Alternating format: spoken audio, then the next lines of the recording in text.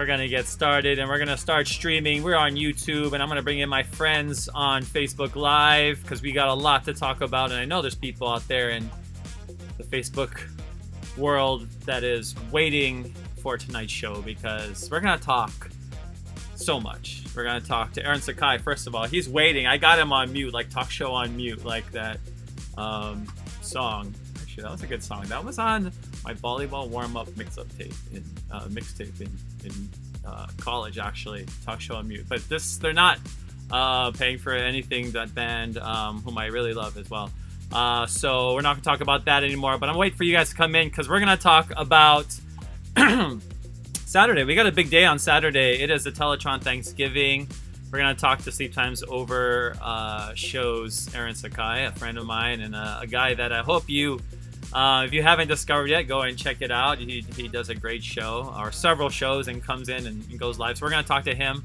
But we're also going to talk about UH football, of course, because that's what I always talk about. It seems like always. My life is about talking about UH football. And today, some good news with UH reaching a deal with Stanford on a 4-game series. Also, we're going to talk Boise. I'm going to go back with you. I was there in the frigid air of Boise, Idaho last December to see our team lose a hard one in the Mountain West Championship. So I'm going to talk about that game. And we're going to talk about the similarities between that game and what we expect because we got a new coach. We got a lot of new players. Boise has a lot of players that are going to be out with COVID. We don't even know if the game's going to happen. I'm just going to put that out there as well. And also, for the first time, I'm going to go check in with Hawaii Football Warrior Nation. So if you're posting on that Facebook group, which I am an administrator of, so I feel like I can just pull any of these public comments off and put them on my page. And I will, and we'll respond to some of them.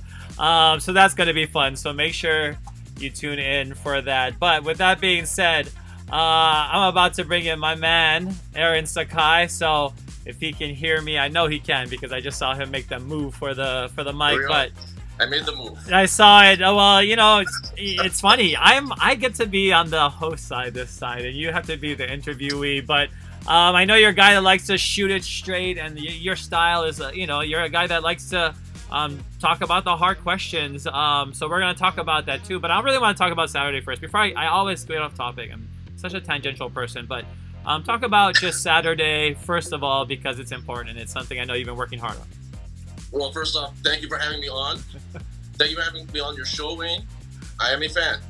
And first off, I just want to say that. And I don't know what to do. I don't know what kind of questions you're going to ask me, so I'm getting nervous. I don't know what to do. So just to get that out of the way, as the sun is hitting me right here, it's getting really hot. Saturday, this Saturday, November 21st, yes, thank you, the Telethon. It is the 3rd annual Teletron. For the people that are too young to know what a telethon is. Yes, or Jerry Lewis. Yes. 5 hours straight. We're going to just be taking donations to raise money for families, to feed families for Thanksgiving. Feeding turkeys to families, as many as we can. And the donation link is already up. And you can start donating as of right now. And the Saturday night show will be a special one where every 15 minutes a different guest will be joining me. I'm going to be on straight through. And you will be joining me as well, Wayne. And we're just going to try to keep raising money and just try to, no goal set, but just as many families as can. That's going to be the set.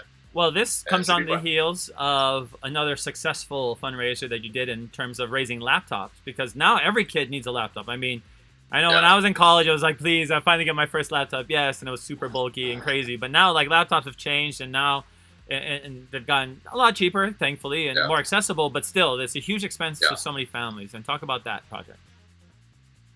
That was back on August 1st, and that was in conjunction with my friend Cabot, who runs the brand Like Sleepers, and his wife is a teacher. His wife is a teacher that sees firsthand what's going on with all distance learning that's going on. Kids can't go in person, so everybody needs to be online. So, like you said, everybody's going to need a laptop. Every child's going to need. If you're a family of 4 kids, all 4 of them are going to need a laptop. So that was the idea behind it, and that was the Telethon August 1st. Basically, to raise money to the goal was $8,000 for 50 families to get a laptop, and it amazingly exceeded that goal to get to $12,000 for that. So we just got to get more laptops, and we got more expensive laptops, which we then delivered to every family, and it was a phenomenal situation. You were joining me for that one as well. I was. Thank you, and it was still to this day, it's just amazing how the outcrying of support and the positivity that is going on amongst all this craziness.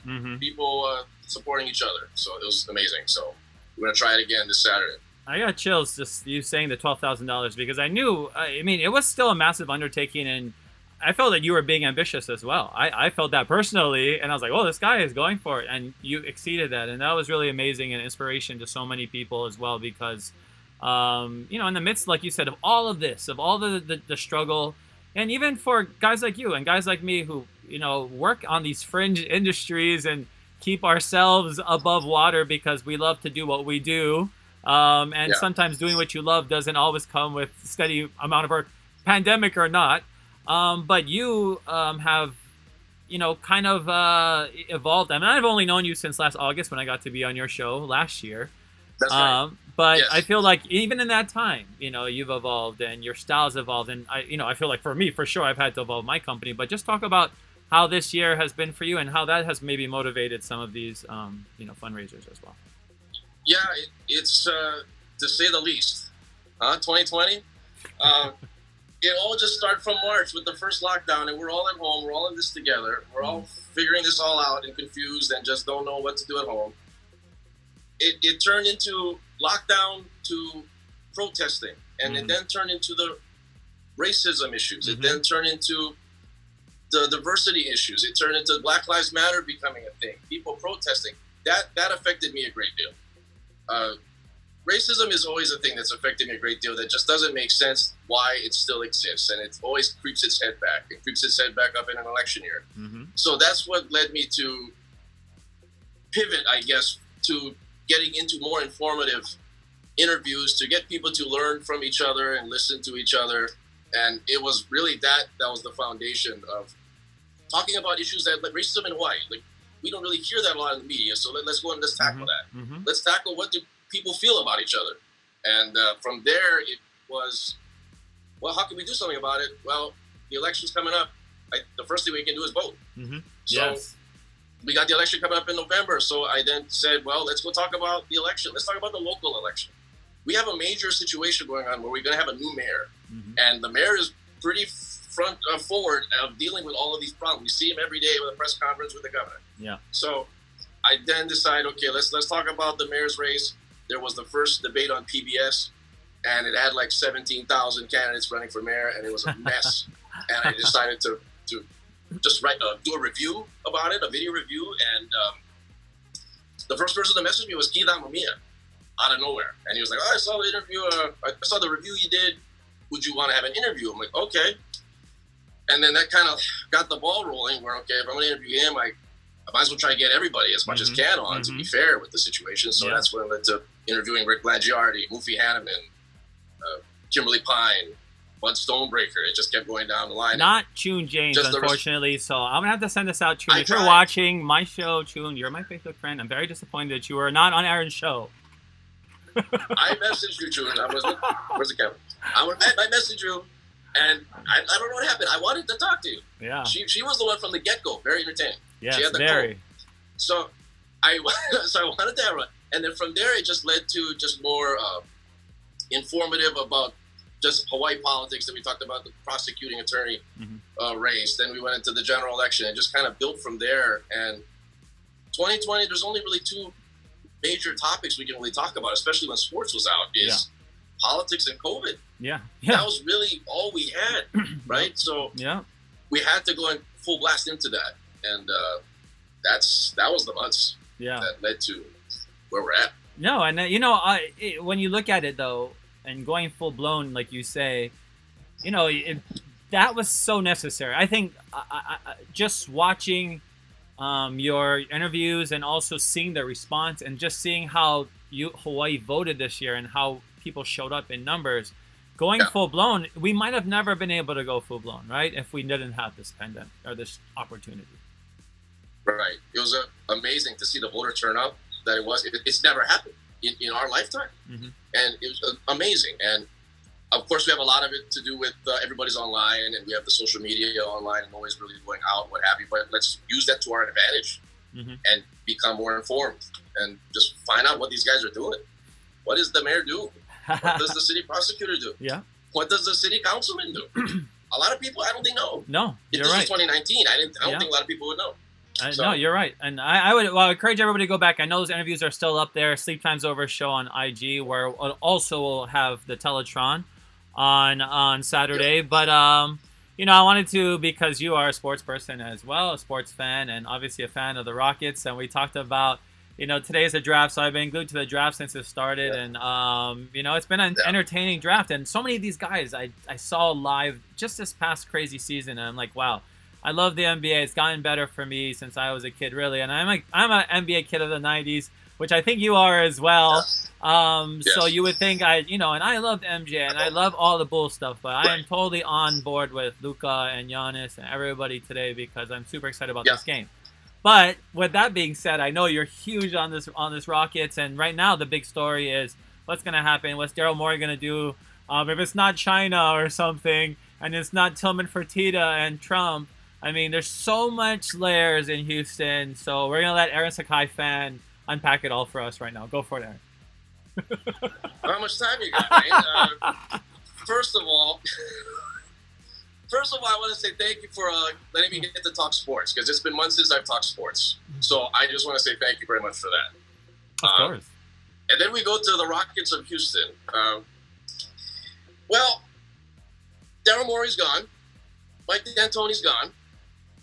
We have an owner that claims he spends money, but he hasn't really shown that he does. Mm-hmm. You had the Westbrook-Harden thing fail. Westbrook now wants out. Harden now has come out and said that he wants out. Kind of hard to trade a guy when you come out and say that you want out publicly, because that kind of puts your team into a corner of what to get. Yeah, leverage-wise, for sure. So what kind of leverage can we do? So if I'm Houston, just hold off a little bit, because you're gonna have to get the big get. You're gonna have to get the big dump of picks galore, right? You're gonna have to do what like OKC's doing, kind of. Yeah. Where they got like 100 first-round picks. Oh yeah, they have like 27 picks through 2026. Like that is crazy in the first round. That's so insane. Yeah. Right. So if you're gonna send Harden out, okay. So we'll bottom line this one. They're gonna send Westbrook out.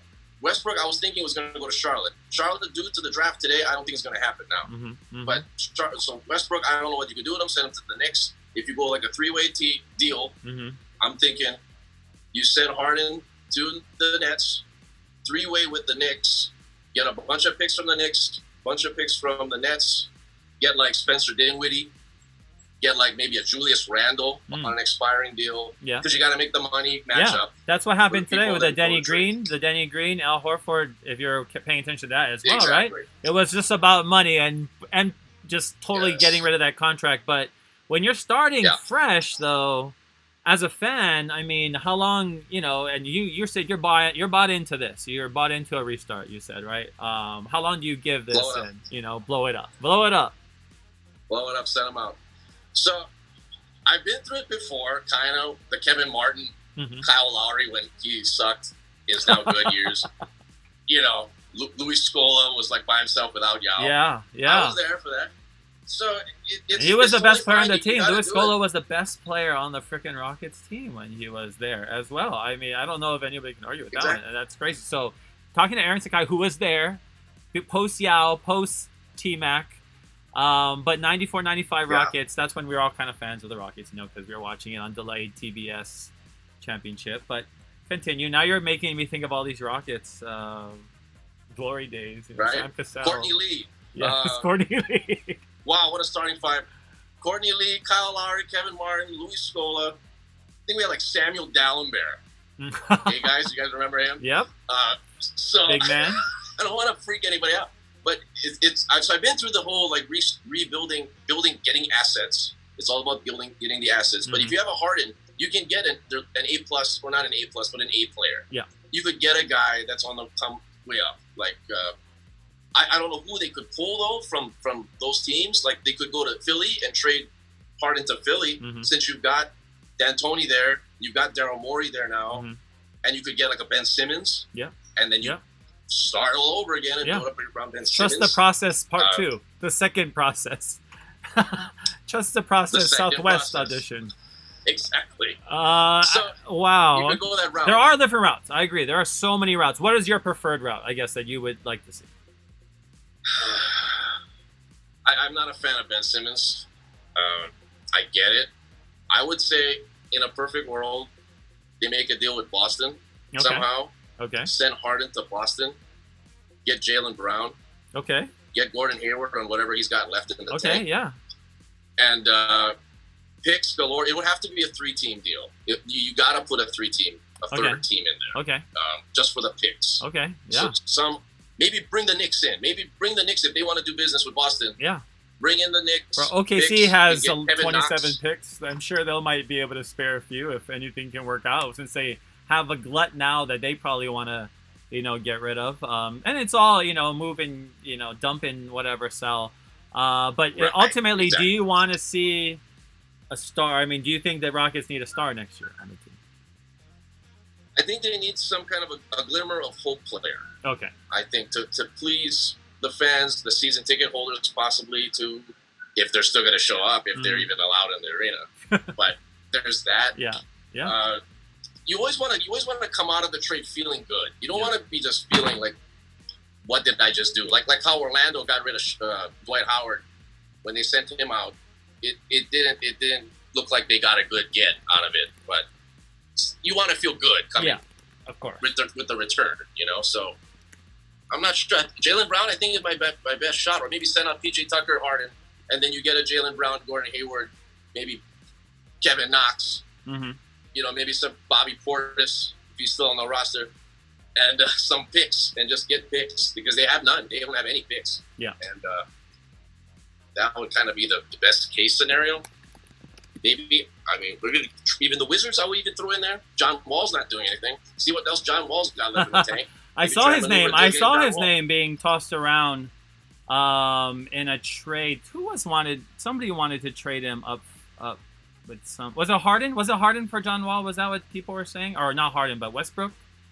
Was that an up and up? There was some kind of swap, but that would kind of be, like you said, Jaylen Brown, some guys glimmer of hope, but who needs some hope, because we have to change gears real quickly and talk about our common baseball team. Honestly, after Kim Ng was hired, not that she was on my board as if I know all the women in sports, but I would have loved to have her. She seems, as a general manager, it's amazing to see her go to the Marlins. Totally That's freaking amazing. Yeah. A woman is a general manager of a professional team. Like, women, like, this is a new day, and this is, and she's Asian too. Like, wow, that's freaking amazing. Yeah.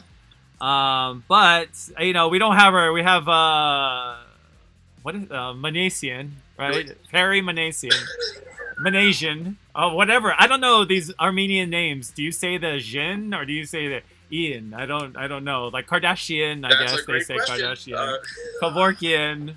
All of these Armenians, interesting. Anyways, we're talking about the Angels. Mike Trout, the best player in the whole wide world, but zero pitching. Hasn't been to the playoffs. Mike Trout has only been to the playoffs one time, and he was swept in the first round. One of the greatest players probably of all time. I mean, it's hard to argue. He's probably the most talented player of all time. And I'm sorry, I don't talk about posts. It has to at least be segregated and like have Dominicans and everybody else. Like, we're talking about today how talented the league is. What do you take hope away from this? How much time you got, Wayne? We're in a dilemma with these teams we're picking to talk about. But yes, you and I are Angels fans, and we've dealt through some hell, and they've never figured out pitching. Mm-hmm. They've never figured out free agent signing. Never. They have an owner who's out of his mind. And totally. We gotta drop the Anaheim, or call them the Anaheim Angels. I'm just tired of this Los Angeles. Yeah, I agree. Or it should be like Orange County, or just OC Angels or something. It's Orange County's team. If you're like, whatever. I mean. Right. Yeah. I think that's the curse. I think that the Angels have is this that like the Clippers got the curse. This is another curse that they have. I get it. They haven't figured it out. Yeah. Right. Okay, because you get so you get Pujols. You get Pujols. Let's go 2010 here. Mm-hmm. You get Pujols after the World Series. Was it the greatest deal? Of course not. It was for 10 years. Mm-hmm.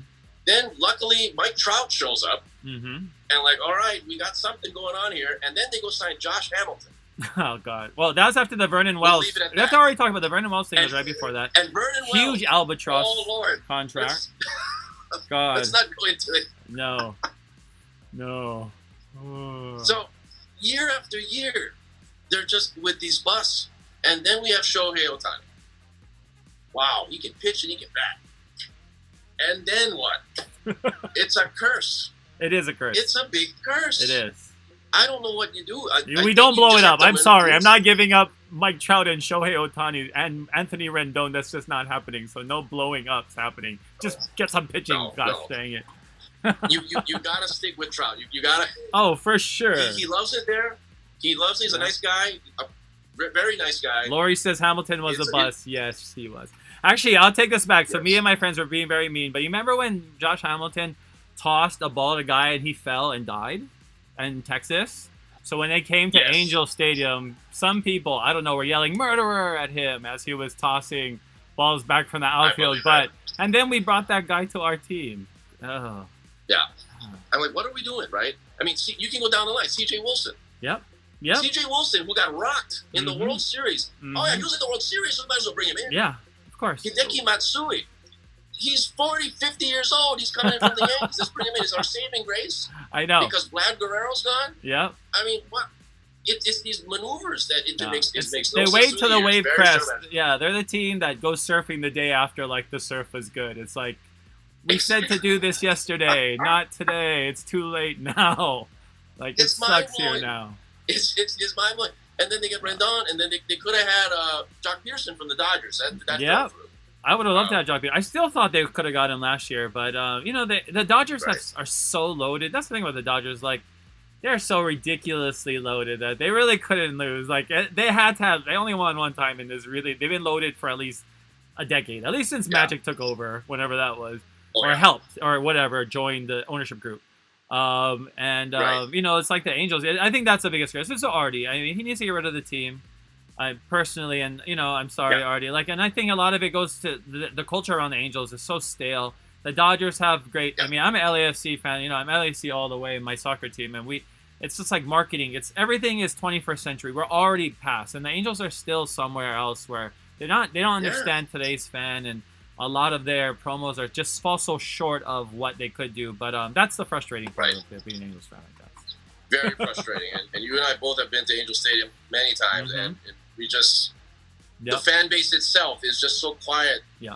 And you have all these visiting team fans that are coming in there because it's Anaheim. They're there for Disneyland. And it's just they overtake the stadium. They do. And it just becomes such an annoyance. They do. And it's kind of glad that there were no fans this time so we don't have to deal with that. I know.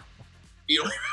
Dodgers fans tell me, I was like, the Dodgers fan was like, hey, sit down. I was like, okay. I was like, hey, this is my stadium. Like, okay, whatever, never mind. It's all a mess. It's all a big mess. So sell the team, take them to Irvine if you got to. Get them a new stadium, call them the Irvine Angels. Why not? You know, Irvine, that's not a bad idea. But you saw the rendering, though. They want to develop all that area around the stadium and, you know, kind of give it that Petco Park kind of feel like San Diego, which would be really cool. But at the end of the day, if Artie is still, you know, an owner, it's going to be hard. I think. Yeah. Exactly. And they give up all of their farm system. The farm system has been in the trash for well over a decade. Yeah. Because of these signings that they're doing. And so at this point, I don't know if you'd go full Astros a couple years ago and just blow the whole thing up and then just get your picks. I don't know if you go that route because you have Trout. Yeah. So it's a very strange situation. You have this greatest player, but you can't build around it. No, it's sad. And I'm surprised, you know, he hasn't mandated. Like, if Trout were, like, had the, you know, and obviously his demeanor, right? He's not like LeBron where he's going to go straight to the owners and be like, you better sign this person. It's like LeBron has never been turned down, right? If he wants somebody, they what, Kevin Love. I want him on my team. Okay. You know, they would just went and got whoever, wherever he was. But, you know, I think, like, Chris, you know, that's not Mike Trout's personality at all. He's not going to interfere. He's not going to, you know, push it. He's the greatest, really, and probably the most talented five-tool player. I mean, five-player tool. He's not a tool, but he is five tools, Mike Trout. But lastly, I got to close you out, but let's talk about, again, Saturday and kind of explain to everybody everything what that's about as well.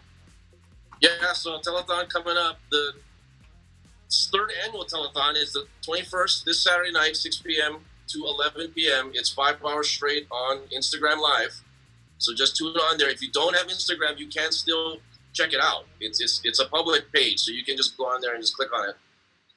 Wayne will be joining me, right? I think after UH game. Yeah, so after the UH game, I'll come in. So hopefully I'll be like, oh my gosh, that was amazing.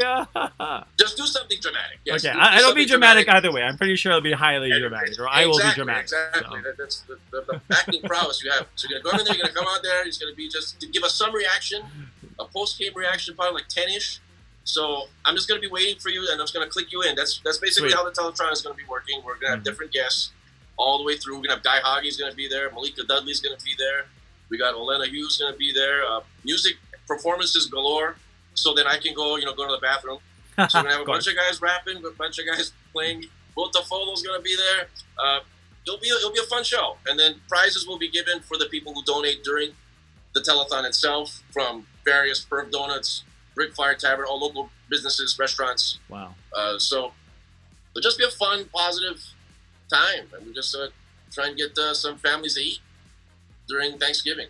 Well, that's basically it. Having been a part of laptop fundraiser, I know this will be another successful one, and I'm just excited about it. And like Aaron said, it's always a good time. Like such positive vibes, and people are just super giving. And a lot of Aaron's network in Hawaii is really fascinating too, because you meet a lot of people. You have a pretty broad network of people that not just local people, but you meet a lot of the transplant kind, move to Hawaii kind, try and make music kind. Yeah.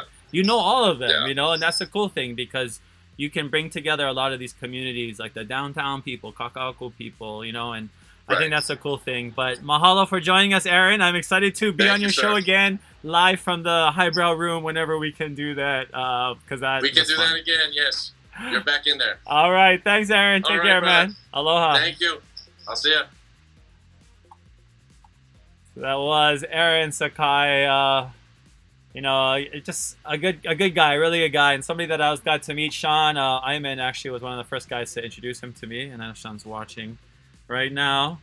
On at the same time as the UH game, yeah. So if you guys can keep it, so as the game is going, he'll be on IG Live. So if you have Instagram, just click over on Instagram, and you'll be able to let me get out of that Zoom meeting, and you'll be able to kind of follow along on live. So as he goes along, he brings people in one by one. I know in the past, probably have Rob DeMello on again. I know he had him on last time. But this is a fun activity to do. Just an event. I know it's hard. Like being separated is hard. As Hawaii sports fans, we want to be in the stadium. We want to be together. But we've been trying. I know Aaron, like myself, has been really trying to find a way that we can bring people together and make you feel closer to us in some way, because we can't be at the game. But this Teletron is also a way to do that, and also support a great cause. So I know a lot of people, we talked about hunger. We just had a huge thing in Hawaii with Palafunga and raising money for the food bank and fighting hunger in Hawaii. And the irony of how that all went down, and the side story to that, you can go look it up. But at the end of the day, this is such an important topic, and I think Aaron, the way that he does it and raises money is such a positive thing for everybody. Sean says he's excited about the UH versus Stanford. So let's talk about that briefly. UH versus Stanford. They talk about Hawaii and Stanford will be doing a 4-game. They'll be doing a 4-game series against each other, and that's going to be starting, I believe, in 2023. So this is huge. Hawaii, like we said, we need Pac-12 opponents. Stanford is a good team to have. I'm not really worried about Stanford coming to Hawaii and recruiting. I mean, if you go to Stanford, go to Stanford. I mean, it's hard to tell someone don't go to Stanford, especially if you can play football and go to Stanford. That's a hard place.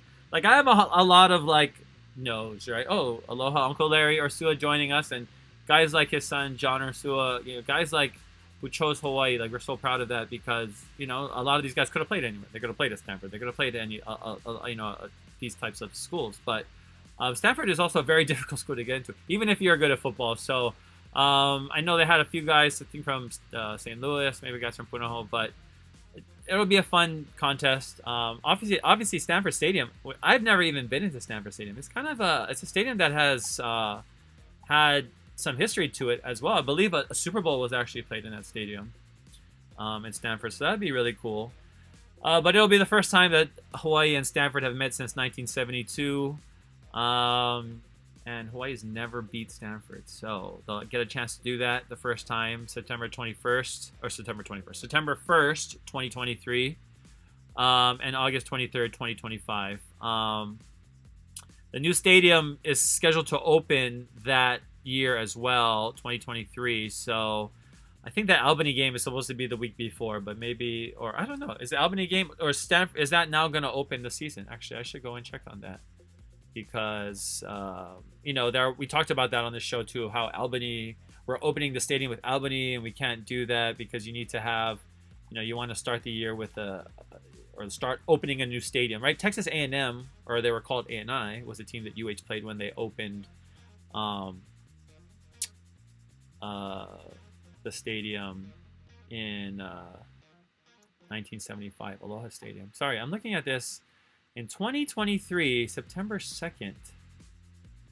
Okay, so am I reading this right? Okay, sorry. I went and checked this in September 1st, 2023. So right now, Albany is scheduled. As anybody can help me out, Albany is scheduled for September 2nd. So unless they're playing games 2 days in a row, I'm not really sure how that's going to work. So anyways, it's early, and I'm sure they don't have all the info yet, but hey, if they've reached an agreement, I don't know if anything's been signed, but it looks like they really wanted to get this story out, which is a good story, but it definitely looks like a little bit rushed. But any good pub is good right now, and it's very exciting. So, that'll be a team to watch for sure. As you can see, my graphics to the side, I do, I want to talk about the Teletron, of course. Keep that in mind this week, Saturday. And the draft, briefly talk about the draft right now. If you're watching the NBA draft, LaMelo Ball, who you see pictured there as well, he went number 3 to Charlotte. He's going to be with Michael Jordan. LeVar Ball, maybe they can play one-on-one with Michael Jordan. Anthony Edwards, he went first. If you're on my personal social media, you saw I posted that video last year from the Chaminade game. Yes, Georgia, Anthony Edwards, the number 1 player picked in today's draft. He hit a game-winning three-pointer against Chaminade to beat them by 3 points. I was there covering that game in Maui last year, and you can go and check that out on my personal. You see on my Twitter at Wayne Kai, I share some of that. But that was a really fun moment, even though it was, hard to see because I really wanted Chaminade to win that game. But Anthony Edwards, a guy who people are talking about that day, he might go number 1 in the draft. Like, that's how good he is. He's so good, and he had a great game. I didn't know if he was going to be number 1, but dang, look, he's the number 1 almost a year later. Because this draft has been delayed now, 6 months since the draft was supposed to go in June. So, yeah, almost 5 months of delay in this draft. But finally, Anthony Edwards taken. A really fun draft. It's super emotional draft. I've never seen this emotional of a draft. And I get super emotional watching the draft. I mean, hearing your name called and thinking about, seeing all of these kids who've been thinking about this moment for so long. And it's such an amazing thing to play in the NBA. I mean, it's the highest league in the world, in my opinion. My pretty well-informed opinion, I would say it's the most difficult league to crack in the whole wide world, the NBA. First of all, you got to be giant, basically. You got to be highly skilled. You got to be really in a different echelon in terms of like your ability, even just because the whole world is playing it now as well. The game is just getting better, and we're seeing guys who are taller and they're playing outside, and that's why it's funny. Number 2, James Wiseman from Memphis, who went number 2. He's kind of like a true big man, so this is somebody that will be able to complement, Steph Curry. Today, Klay Thompson going down. That's going to be a huge loss for the Warriors. They're not saying how long. They say it's a lower leg, but it could be a while. Bulls went with Patrick Williams at 4th. The 5th, Isaac Okoro. And then another Nigerian right after him, Onyeka Okongwu. And then Killian Hayes, French point guard, went 7th to the Pistons. And then Obi Toppin, I talked about him too. He went to the Knicks. And shout out Mr. Ray Parker, who's a big-time Knicks fan. And he said, I hope Obi Toppin goes to the Knicks. And he does. The Brooklyn native. I got to see him play last year too. And at the Maui Invitational, I covered his game. Dayton versus Kansas. And he got to play another big Nigerian, Udoka Azubuike. I love these Nigerian names. I like Hawaiian names. I shout out to Nigerians. Shout out to a lot of my Nigerian friends. I love repping Nigeria, even though I've never been to Nigeria, but they just seem so much like Hawaii and Hawaiians and just their families and it's amazing. There's also a guy, another Nigerian, I believe he's Nigerian. His name is Precious Achua. So it's a really cool draft. I'm definitely excited about where football or basketball will go. But I say football because let's talk about football. Let's talk about this Boise game once and for all. And we're gonna start by going back to last year's, game against Boise in the Mountain West Championship. We got off to not a bad start. I mean, we scored the first field goal. It was 3-3. Then we got the ball back. And this is where it kind of starts, 4th and 1. We get the ball. Boise scores a field goal. We get a good push from our offensive line on this play. Cole pushes us for a first down. I mean, this is huge. This is second quarter. Our defense is playing stout. And this is one of the plays of the game right here. Cole McDonald, 4th and goal. He absolutely needed to get into the end zone, and he wasn't able to on that play. And that was a huge marker for me. And, this is second quarter, but I was like, oh, this is not good. But, thankfully we got the ball back. And we held, the defense did well again, held them. We were driving. We calmed down. Cole gets this, has a man he thinks he sees, but he sees a Hawaiian that plays for Boise, Nawahine, who intercepts in the end zone, and another drive cut short. So many chances. I mean, this game, it was one of those games, kind of like the Sugar Bowl for me. I kind of, let it kind of fade from my memory. Being there, I mean, I still remember my head between my legs, looking at Boise holding the trophy. But these two plays right here, Boise scoring 2 touchdowns in the last minute of the first half. I mean, that was this was 107, this touchdown, and then they score another one with just seconds. I mean, that was a hard to come back from. And that was 17-3 right there.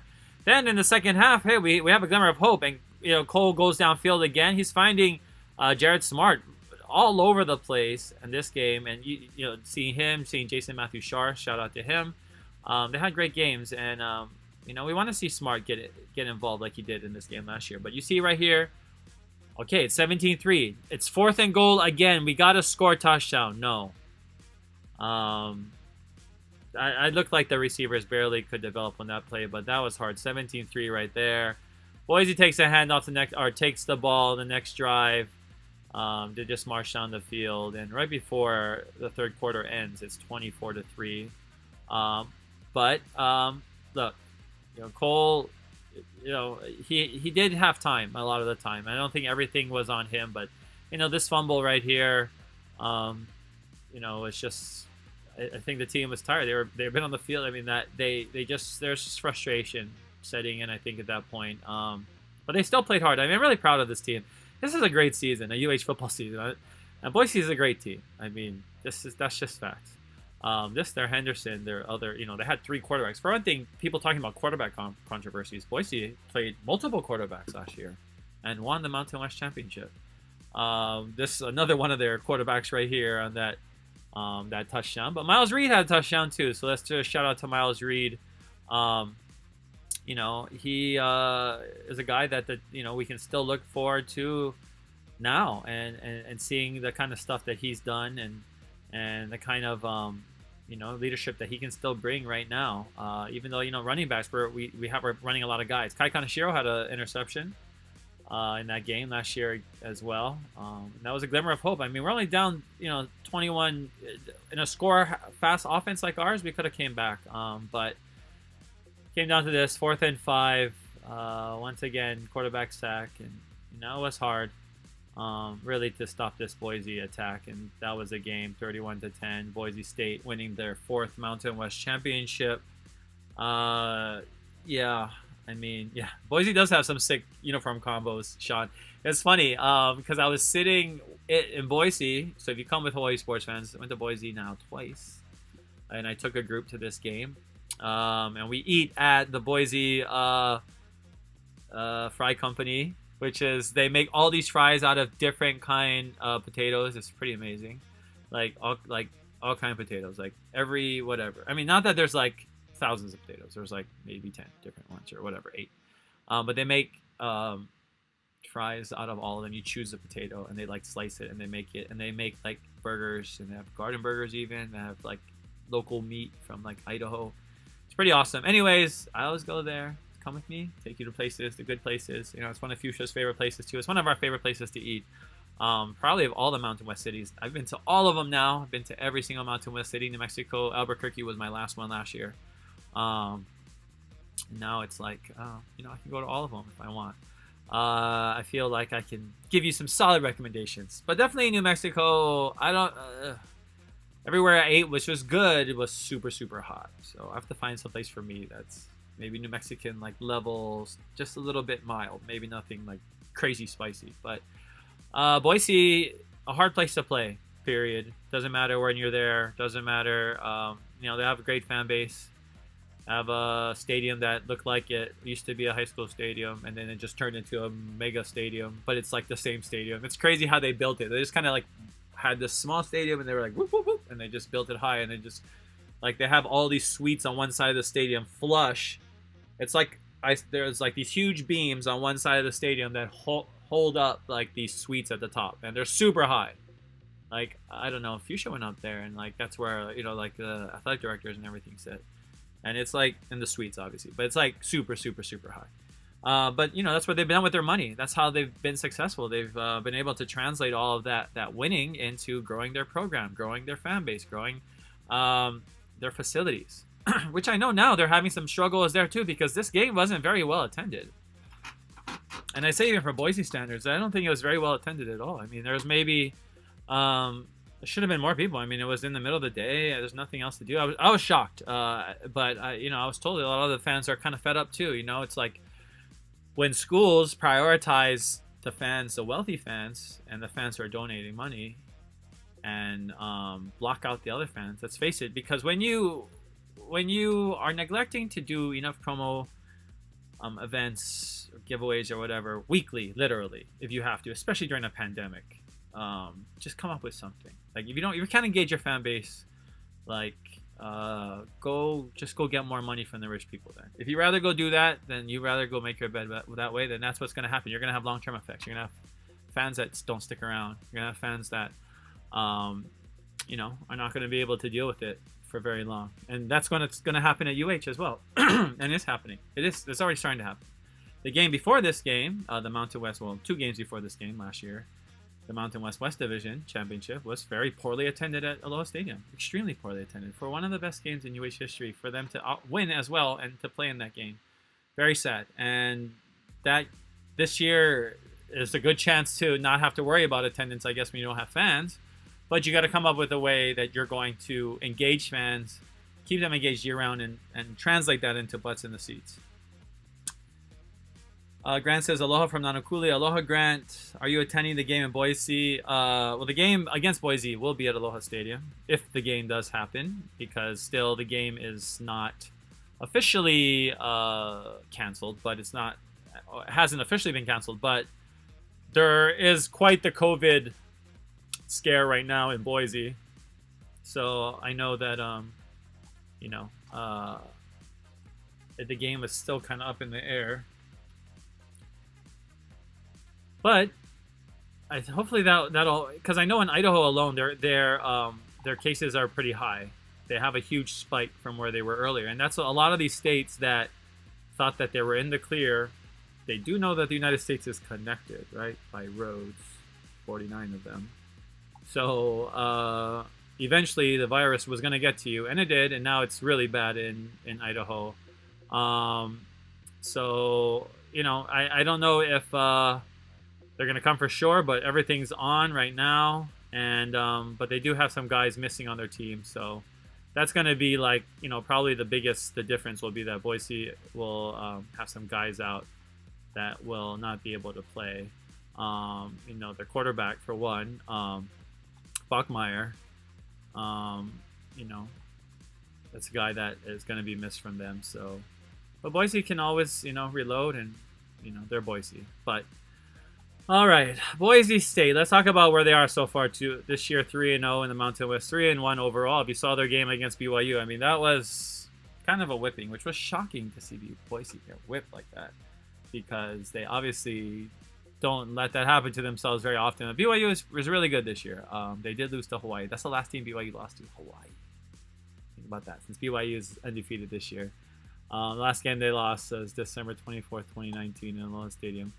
But Boise State, obviously, still on track to have a year that, they believe they can win the Mountain West again. They play us at Hawaii on Saturday, and then they go to they play San Jose at home, which is a good team, at UNLV, and then at Wyoming they close the season. So they don't have a super easy schedule down the stretch either, but a team that clearly is wanting to get back to their national acclaim. They were in the top 25 for a bit and they got shut out, but against Hawaii they lead the all-time series 14-3 and they've won 8 straight times since 2007. So 2007, if the question is when's the last time Hawaii beat Boise State, it was in 2007, and a lot of us were there. It was a sold-out Aloha Stadium game, 39-27, the Saturday after Thanksgiving, 2007. A great day I'll never forget, from the tailgate to the celebration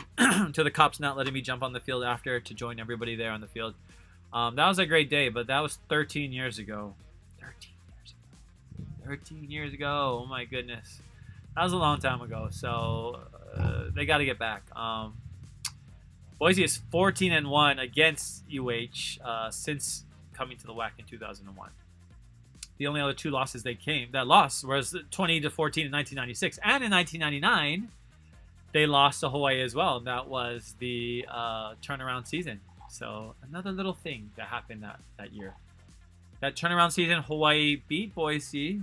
So they very few that they did that in 99. Very few times have they done that, but it happened in 1999. Also that year, to win its first game and they snapped their 20-game losing streak, I guess it was. Hawaii beat Eastern Illinois, and Tony Romo was the quarterback. So a lot of random tidbits from that year, but another fun year, 1999. I shared that video, my Fresno video of me jumping on the field in 1999 and when I was 16, and it was super fun. But we're starting to see all these tie-ins now, right? As we year after year we start to play these teams, we see patterns emerge. One pattern we see every year is Boise winning and also going somewhere with their program, and that's that's been the biggest difference, right? Boise State, when we played them in 96 and 99, they were not really known at all, right? And they were transformed. Their athletic director at the time decided to take the plunge and make them big time, and yeah, it's incredible. Obviously no one's going to forget the Ian Johnson Statue of Liberty play in 2006 in the Fiesta Bowl. Those kind of plays, those are the moments that will make your team forever. And Boise, they can still make a living off of what they did in those early 2000s, because it was so, everybody saw it. Everybody saw Boise do what they did, because they did it on a national stage, on a huge national stage, right, at the BCS level. So on network TV in prime time, making all this money, that's when you got to win, right? You got to win when you're on national TV, especially when the stage is super high. The stage is not going to be super high or super tall for the Warriors on Saturday, but the game is on national TV. Of course, it's Boise State, one of those teams that gets all of their games on national TV. This is all that comes from winning. Look at that. You go from a team that was basically a glorified high school, junior college, to be one of the preeminent, programs in the West, really west of the Mississippi, one of the more successful programs for sure in the last 20 years. And overall, it has a national profile. So if we go back to 2007 when we beat them, that's where the divergence should have happened. Or maybe Boise could have kept going and we should have just been right them, dovetailing right behind them or in front of them. But instead, June Jones leaves. Barry Mackin takes over. Doesn't do a terrible job, actually, right? We win the WAC championship, a tri-championship in 2010. But he's sacked the next year after going 6-7. Mac also got blown out in a lot of bowl games. And when he made the bowl games, and then we got that blowout to Wisconsin that one year as well. So, we've never gotten to that point. And then I'm talking about McMacken, and I didn't even mention the guy who came after him, Norm Chow, bless his heart. That period is just another period where just the nosedive kept going. Then we had brought in alum, a former assistant coach, and Nick Rolovich takes the team in 4 years back to, I don't know if we're nationally prominent again, but maybe into the conversation, winning a bowl game for sure, beating BYU, who is in the top 10 right now. And now he is at the Pac-12's Washington State. And now we have Todd Graham. So now it's Coach Graham's turn to take over this Boise saga. I mean, someone has to take them down, and somebody needs to,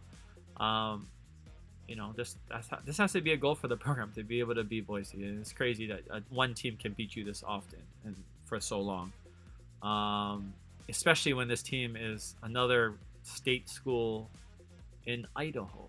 And Idaho, don't get me wrong, is a very beautiful place. Not a bad place to raise a lot of the people that we met there, people of color, white people, all kinds of people in Idaho, and they all love it.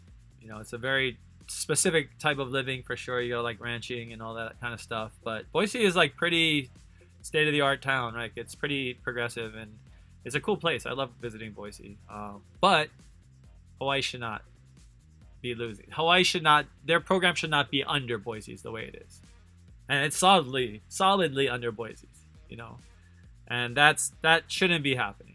But this game against Boise State is going to be a tough one. I mean, I'm not going to lie about it. It's not going to be a game that's going to, we can just rely on Boise messing up or UH playing well. It has to be like a confluence of all of those things. And that's because this is such a great team. And, the boys have to take it seriously. I think Fresno game was a great game. Hands down, one of the better, openers ever for a coach, no doubt, in Hawaii history, but also a season opener for a season that looked like it was never going to happen.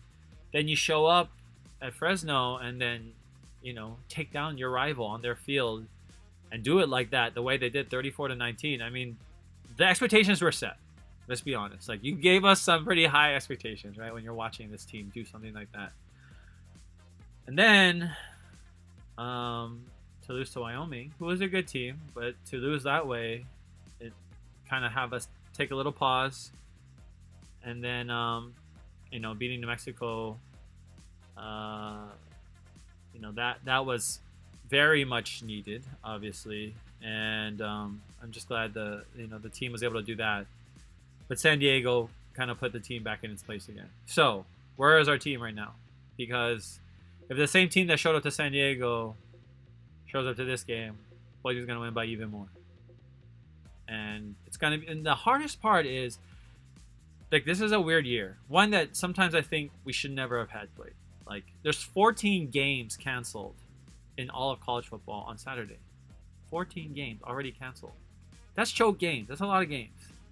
So we're saying, like, okay, we're just going to keep fighting through and pushing through. For one thing, at this rate, by the time it gets to the college playoffs, some teams are not even going to have played 4 games, maybe. Some teams will have played 9. It'll be, like, crazy. So I don't know what they're going to do, push the schedule, but they're going to have to push the playoffs back or something. But in a weird year like this, you can stand to lose a lot more as well. Of course, if you can catch us by surprise, San Jose goes on a historic run, this would be an amazing year, right? 2020 will be a huge year, especially for them because they were like the holdout, right? Like, they were in the county that was really strict and making them practice like 100 miles away or whatever. But they could come back and win it all. So that would be a success story. But it's not going to be a success story for UH if UH does not come out with at least a winning season. I can honestly tell you that. And that right now, that does not look like that's something that's going to happen. And it's going to be hard on the fan base. Plain and simple. That's facts. And we're losing fans at a high rate. And I don't see much help to bring the fan base anywhere else. I mean, it seems like they're okay with it. So with that being said, I will try and be as many games, of course, when I can. And I know Fuchsia, I think, is still watching. She will try and be there. And Kitty and so many other super fans that we have who will be there at home games. If they can't make the road games, they'll be at all the home games. They can't go to any of the home games. They go to all the road games. We have parents. So there are a lot of people. But there's going to be a strain. there's already been a strain on me. I'll tell you that much. And this year alone has, been disappointing to me in that I couldn't be at every game, obviously. And as the fan in me is disappointed, even though I believe it would have been cool for me to be at every game. But it is what it is. But the host in me, the person that's providing content right here at Hawaii Sports Fans, I think Hawaii Sports Fans should have been credentialed, yes, as a media member, because I think I helped to cultivate this fan base and what we do here is help to build something that's fragile, which is the state of the program. If people don't believe that it's fragile, you need to wake up, because now we're also in a pandemic, and a lot of our money comes on appropriations from the legislature. I mean, great this year. Also announced, so Bank of Hawaii or Simplify Arena. The thing that's crazy about that is small kind bachi is that you took someone's name off of it, and I know they're gonna endow a scholarship in Stan Sheriff's name, but that's some bachi right there. I think a little bit small kind, because his name is on there. His name is on there to honor him and his legacy on that arena, which he helped to bring to pass, and then died tragically. And 5 million over 10 years. Okay, that's not bad. It's not great. When it's like $80 million budget or whatever it is. So you gotta you gotta be able to weather these times and whatever you can. So I'm not judging it at all. I mean, I'm small kind of, but judging the decision to change the name of the Stan Sheriff Center, but I can see why, and it's a lever that they can pull when they need to. They brought with a lot of fanfare and a whole creation. Definitely shout out to Ryan Kolesuji for his little. I know he told me he's working on something with that, and that was cool to see. That's exciting for the school. I'm not saying that's not exciting, but there's so many challenges out there that 5 million over 10 years is not going to cover too many of them, unfortunately. And especially when that 5 million, hopefully if they pay it up front, it's going to be zap, right? This year alone going to be gone, the 5 million, up in smoke. But that's going to happen.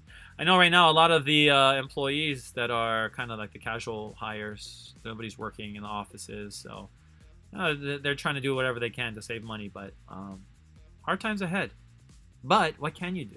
You can beat a team like Boise State. You can win on national TV.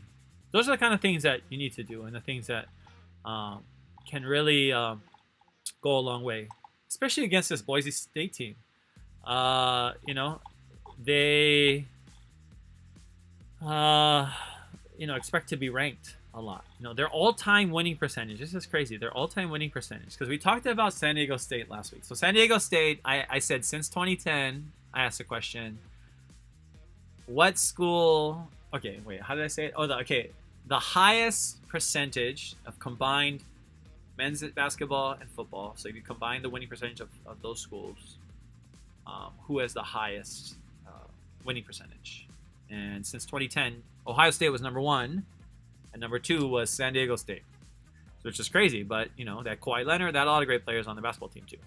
All-time winning percentage period in football: number 1, Ohio State; number 2, Notre Dame; and number 3, Boise State. Number 3, Boise State. Number 4, Alabama. Number 5, Michigan. But all-time, Boise State is 463 and 171. They win 73% of the time, all time. And that is pretty incredible to be able to stay that. Appalachian State is also up there, number 15. So obviously not all these teams have been playing other teams, but winning is winning, and Boise has been one of those teams that has done it consistently for a while, no matter who they've played. Sean says, I hope I live long enough to catch the rail to New Aloha Stadium and see the Warriors beat Boise.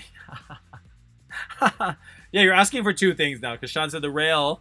Yeah, rail will take a little bit, and I just saw going to Ala Moana, it would be up to 2033.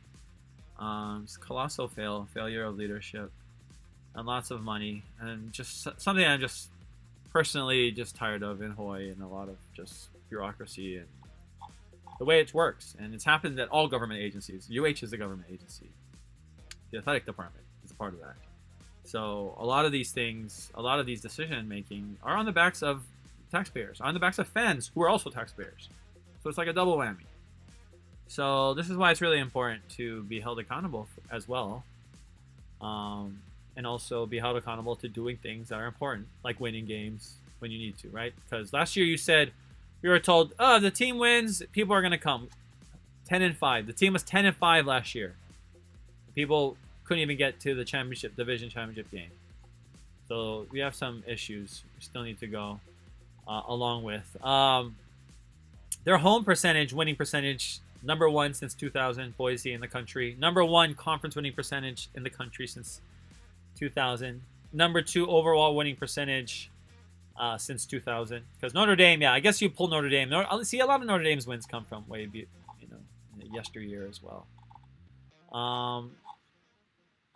But yeah, this would be a very, interesting team and an interesting game, and I anticipate a tough one for UH. To be honest, I mean, I really want the Bows to win this game, obviously, but I also want them to start to gel as well, start to mesh.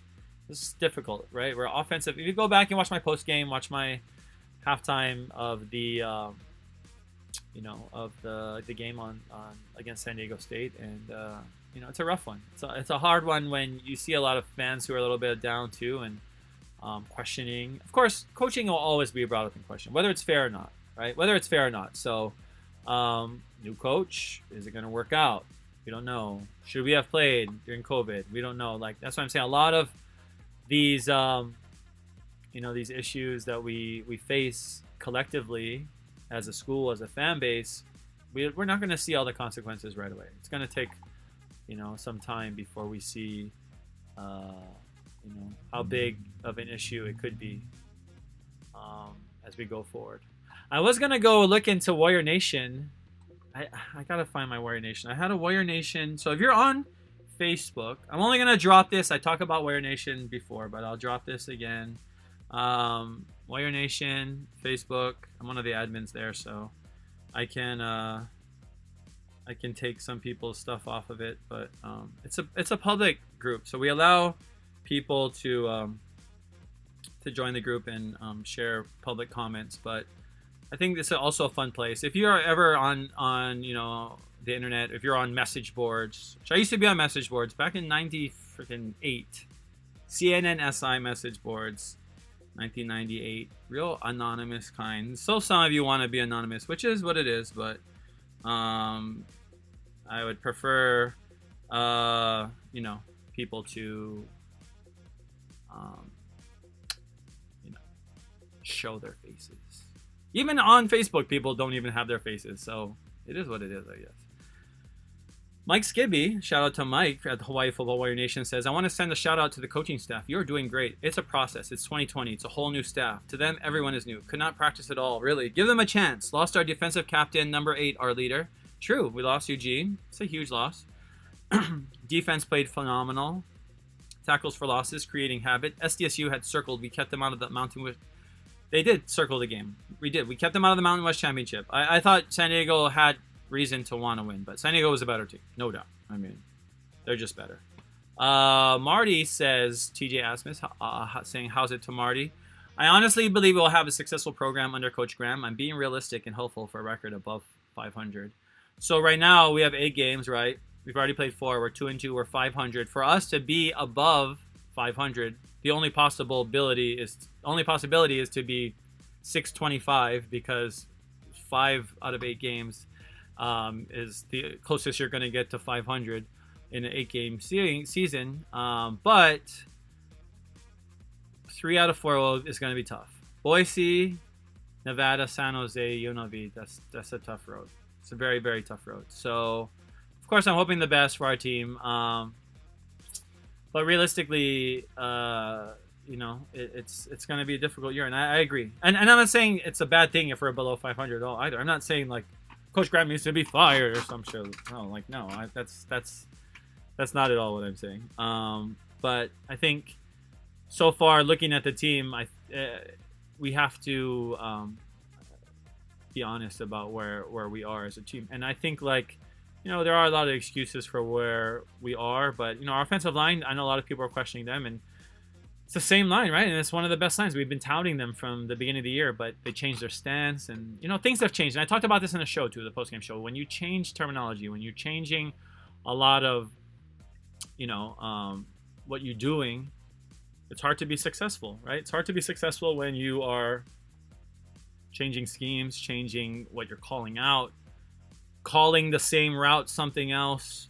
I mean, those are all kind of things that are hard to to deal with as well when you're trying to build a new team. So I would say 500 would be great. If we could be 500, that'd be great. But to be 5-8, to win 3 out of 4 games, I don't know if we could do that. Winning 1 out of 4, and that's the UNLV game, will be the most likely if we can get a win.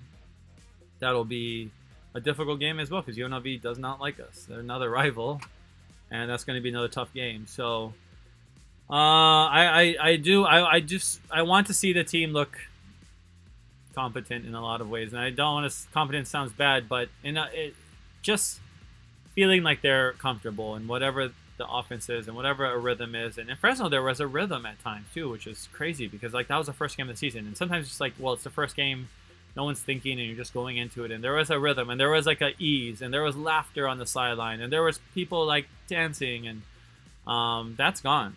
I don't see any of that anymore. And also, I'm not there in the games where I used to be able to see everything, but I have to watch on television like everyone else. But Marty also says we're in a different system now. So a lot of people, believe that Coach Graham should be able to get his own players, and that's true as well. Eric Weinhardt says, man, our defense is on point. Imagine if we stuck with a run and shoot. It's got a point there, because looking at this game too, and looking when we moved the ball, how good the pass protection was, how we spread the field out. I do kind of miss some of those things, and I'm on board with Coach Graham being able to, whatever offense he runs, whatever is whatever is the most effective scheme for him and his coaching style, and what will win us games. Ultimately, obviously, if we won games 3-0, every game 3-0, I would be happy, right? 2-0, like just wishing for that safety every game. I would still definitely be watching the team and be excited about it. But we are an offensive-oriented team. So when people go off about the defense, blah, blah, blah, like, you're talking about Hawaii. We talk about offense in Hawaii. And it doesn't mean that defense is not important. It doesn't mean that we don't want to have a strong defense. It does not mean that at all. It means that for us and our markers, right, like Kent State, like Central Michigan, I don't know, all these other small schools that we know when we think about them, Houston, they score points, right? That's what we do. We score points. So we're not scoring points. It's hard to be effective. It's hard to win. Let's see. What else is going on in the group? Lots of different things. People sharing. Mike Skibby also says, think Calvin should return punts. Everyone else has fumbled. Why not? Not a bad idea. And I think Calvin can really play anything. Calvin is really exciting to watch, and it's one of those things that he's one of those players that I think is really exciting for our program.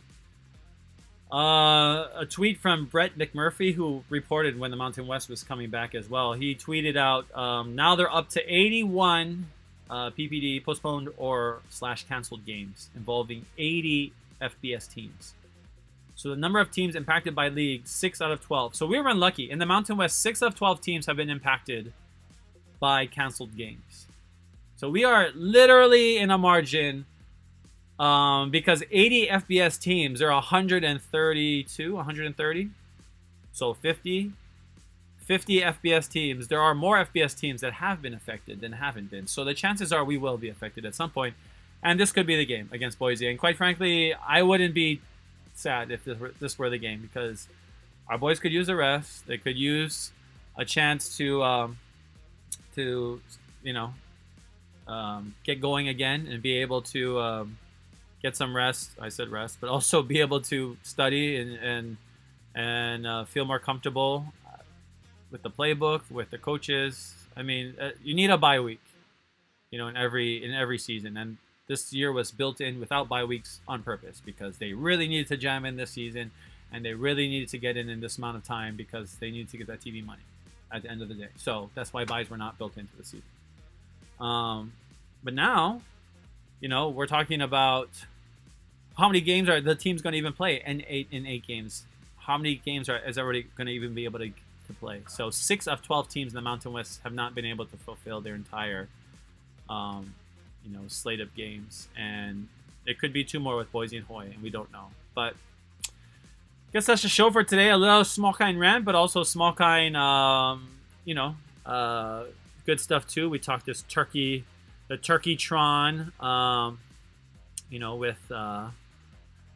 with Aaron. So go and support that. A Teletron Thanksgiving, raising money to purchase as many turkeys as possible for Hawaii's families. That's just what Aaron says, right? Plain and simple. This is all about just donate money. I'm going to go and buy the turkeys. And I saw him do it with the laptops, and that was really cool. And he,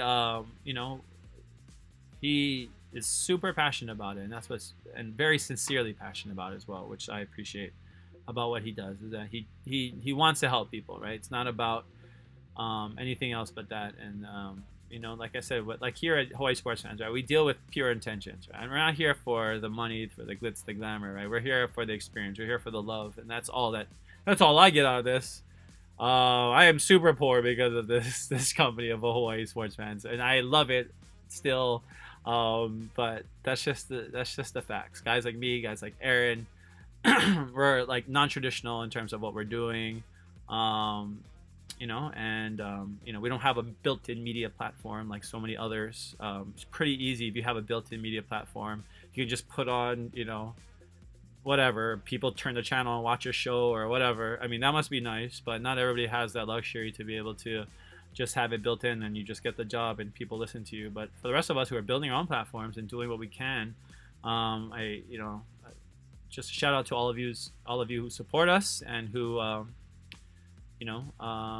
been there from the beginning. So pretty cool. I've already been doing this for 7 months already. I mean, this pandemic feels like it's been forever, and it probably will last forevermore.